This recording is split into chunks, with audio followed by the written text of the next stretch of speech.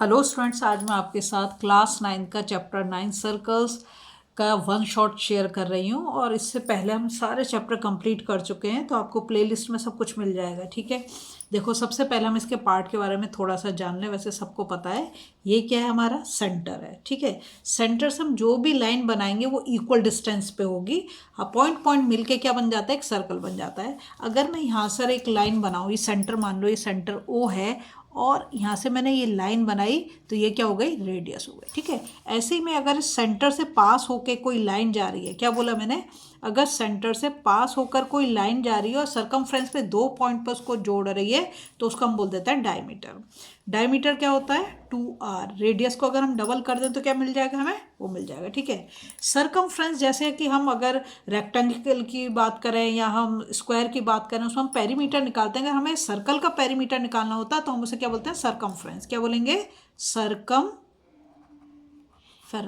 ठीक है, फॉर्मूला क्या होगा, 2πr। सरकमफ्रेंस निकालना सर्कल का, तो 2πr। सरकमफ्रेंस का मतलब सीधा सीधा समझो, अगर बाउंड्री की लेंथ निकालनी है, किसकी बोल रही हूँ, बाउंड्री की, सिर्फ बाहर बाहर वाली जो लेंथ निकालनी है तो हम ये निकालेंगे। अगर एरिया निकालना मतलब अंदर का पार्ट पूरा, ठीक है, तो एरिया ऑफ सर्कल क्या होता है, वो होता है πr²। और पाई की वैल्यू कितनी होती है, 22/7। अगर कहीं पर मेंशन करेगा 3.14 तब यूज़ करोगे, अदरवाइज नहीं दे रखी तो 22/7 ही आपको यूज़ करनी है। ठीक है, और इसमें क्या चीज़ हम बता सकते हैं, जैसे कि ये हमने एक सर्कल बनाया। ठीक है, ये सर्कल बनाया, ये पार्ट बोल रही हूँ, मान लो इसको मैंने ए बी नाम दे दिया, ये पार्ट, ठीक है, इसको मैंने सी डी नाम दे दिया, इसे हम बोलते हैं आर्क। क्या बोलते हैं इसको, आर्क बोलेंगे। इसको भी क्या बोलेंगे, आर्क बोलेंगे। ठीक है, और ये जो हमने लाइन बनाई, ये क्या है, डायमीटर। और diameter is the longest chord. और कॉर्ड जरूरी है सेंटर से होकर जाए, नहीं, जब वो सेंटर से होकर जा रहा है तब तो हम उसको बोलेंगे डायमीटर। अगर वो सेंटर से होकर नहीं जा रहा, मैं यहाँ पर एक बना देती हूँ, ये मान लो मैंने बना दिया ए बी, तो ये हमारी कॉर्ड हो गई। ठीक है, अब बात करते हैं सेगमेंट की। जैसे कि ये सर्कल है, मैं यहाँ पर एक कॉर्ड बना देती हूँ। ठीक है, ये मैंने कॉर्ड बना दी, तो ये जो बड़ा वाला हिस्सा है इसे हम बोलेंगे मेजर सेगमेंट, और जो छोटा वाला हिस्सा है उसे हम बोल देंगे माइनर सेगमेंट। ठीक है, अगर इसके अंदर कोई पॉइंट दे रखा है सर्कल के अंदर तो हम बोलेंगे इंटीरियर, और अगर सर्कल के बाहर कोई पॉइंट दे रखा है तो हमें बोल देंगे उसे एक्सटीरियर। इतनी चीज़ क्लियर हो गई, इससे ज़्यादा की ज़रूरत नहीं है।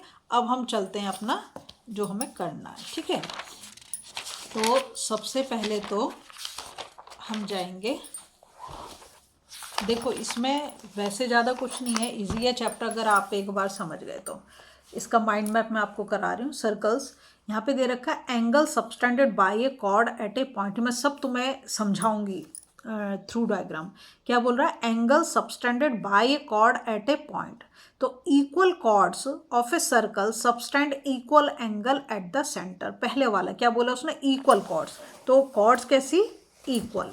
ये देखो मैंने एक कॉर्ड बना दी पी क्यू और एक मैंने बना दी आर एस। ठीक है, मैंने स्केल से नहीं बनाई, ऐसी बना दिया है। ये दोनों इक्वल कॉर्ड्स हैं, तो क्या बोल रहा है, equal chords of a circle subtend equal angle at the centre. Centre हमारा क्या है, ये और ये। तो यहाँ पर हमें जो दे रखा है वो दे रखा है P Q is equal to S R. दोनों कॉर्ड कैसी दे रखे हैं, इक्वल। तो जो एंगल सेंटर पे बन रहा है, मतलब angle P O Q equals to angle S O R. मतलब ये सीधा सीधा कि इक्वल कॉर्ड से बने हुए सेंटर पे एंगल भी कैसे होंगे, इक्वल होंगे। इतनी सी बात इसमें कही गई है।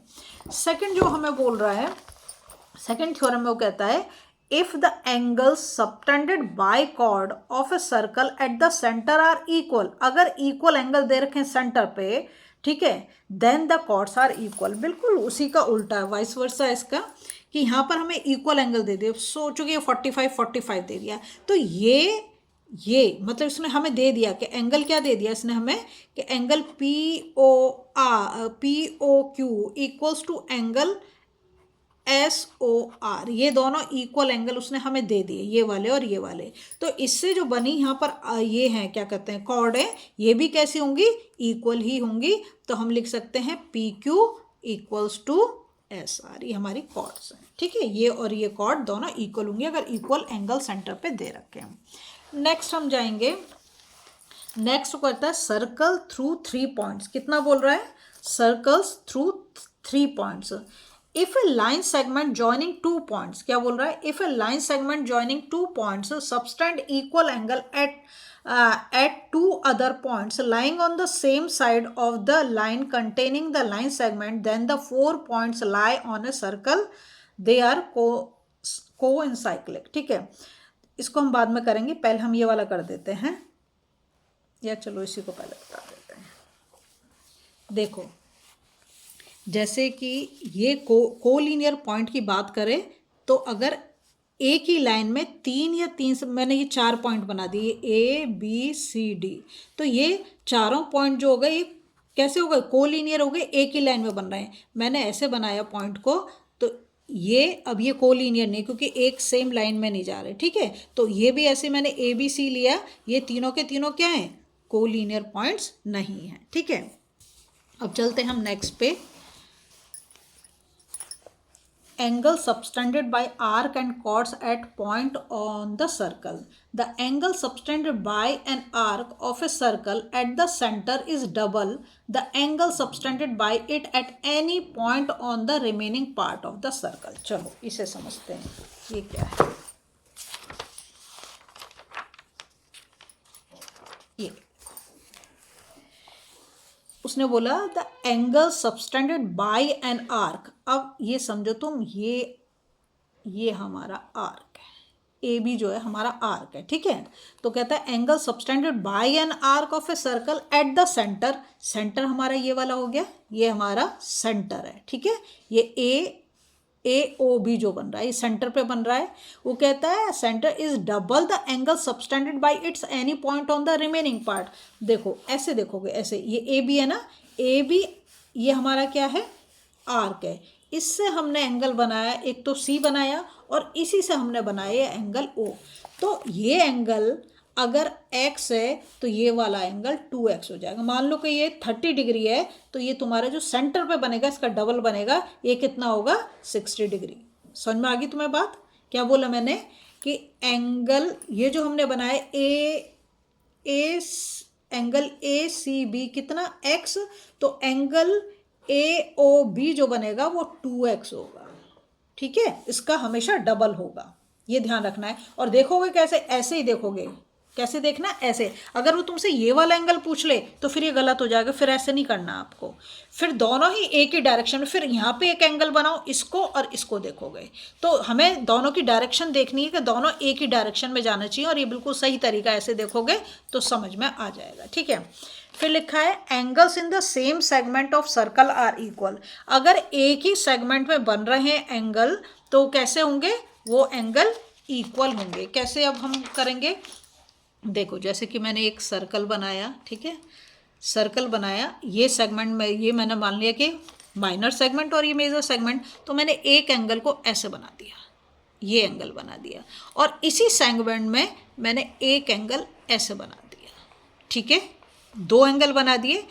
तो अगर ये एंगल हमारा 60 डिग्री है तो ये भी 60 होगा, क्योंकि दोनों के दोनों एंगल किस में बन रहे हैं, सेम सेगमेंट में बन रहे हैं, मेजर सेगमेंट में बन रहे हैं. अच्छा, अगर मैं ऐसे माइनर में बनाऊं तो माइनर में भी बने हुए मतलब ये जैसे ये मान लो, इसको हम कुछ भी मान लो, मैंने मान लिया 20 डिग्री बना, तो अब इधर इसी साइड पर अगर मैं दूसरा एंगल बना रही हूँ, क्योंकि ये हमारी सेम सेगमेंट में बन रहे हैं, तो ये भी 20 होगा. बात समझ में आई. एक सेगमेंट में एक ही डायरेक्शन में बनने वाले एंगल कैसे होंगे, इक्वल होंगे. सिर्फ इतनी सी बात उसने कहा है. फिर कहते हैं there is one and only one circle passing through 3 given non collinear points. वो मैंने यहाँ पर आपको बता दी कि 3 अलग अलग पॉइंट है, नॉन कोलिनियर पॉइंट है, लेकिन जब उससे सर्कल पास करेंगे तो सिर्फ एक ही सर्कल पास हो सकता है 3 नॉन कोलिनियर पॉइंट से. ठीक है, अब हम गए नेक्स्ट. यहाँ पे दे रहा है perpendicular from the centre to the chord. क्या बोल रहा है, perpendicular from the centre of a chord. The perpendicular drawn from the centre of a circle to the chord bisect the chord. क्या बोल रहा है, the perpendicular drawn from the centre.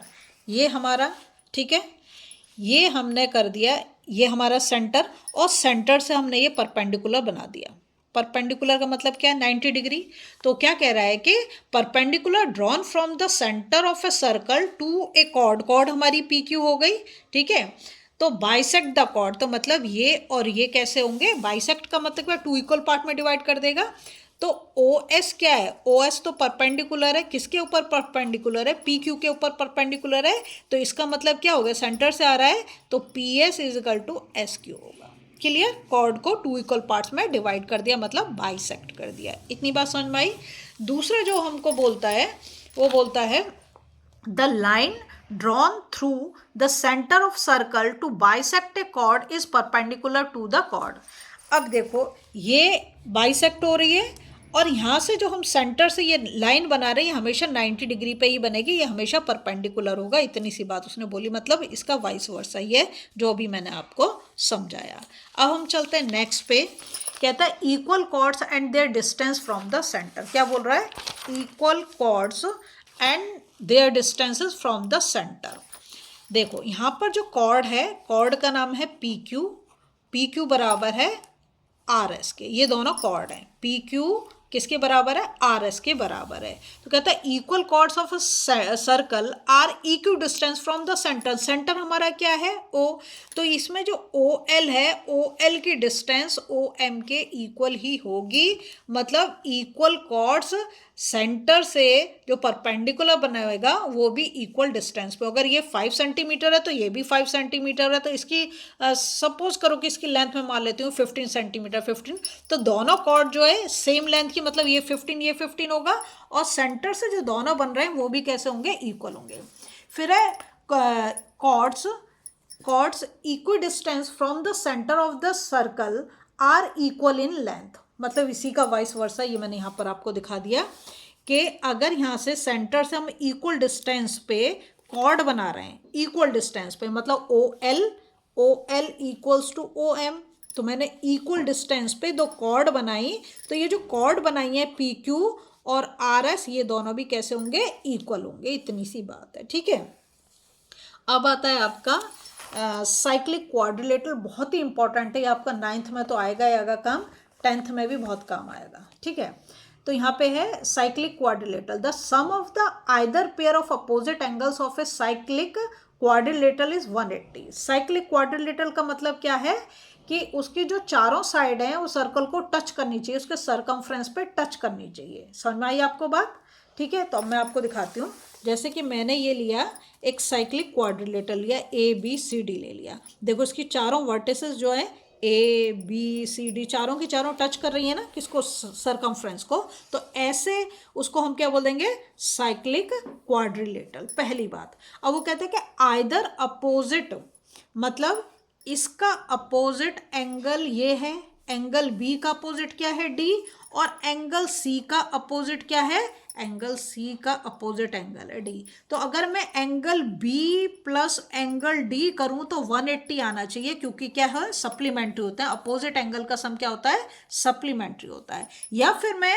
ऐसा करूं, angle C plus angle A, तो उसका भी कितना आना चाहिए, सप्लीमेंट्री होना चाहिए, 180 होना चाहिए। अगर आ रहा है तो साइक्लिक क्वाड्रिलेटरल है। इतनी चीज क्लियर हुई। दूसरी चीज वो बोलता है, if the sum of pair of opposite angles of quadrilateral 180 the quadrilateral cyclic. ये मैंने आपको बता दिया। अब ये सब नहीं बताएंगे आपको, मैं बता रही हूँ, लेकिन exterior angle of the cyclic quadrilateral is equal to its interior opposite angle. अब समझो, देखो एक्सटीरियर एंगल तो आपको समझ में आता है, सी बी एक्स क्या है, एक्सटीरियर एंगल है। तो ये जो एंगल है, ये एंगल ए डी सी के इक्वल होगा। क्या बोला मैंने, एंगल ए डी सी के इक्वल होगा। एक्सटीरियर एंगल क्या है हमारा, सी बी एक्स। ध्यान रखोगे, इसके अपोजिट एंगल कैसे होंगे दोनों, ये एंगल डी किसके, एक्सटीरियर एंगल के इक्वल होगा। इसके साथ ही वीडियो खत्म होती है। अगर आपको पसंद आ रहा है प्लीज़ लाइक शेयर सब्सक्राइब कर दें, फॉलो जरूर कर दें।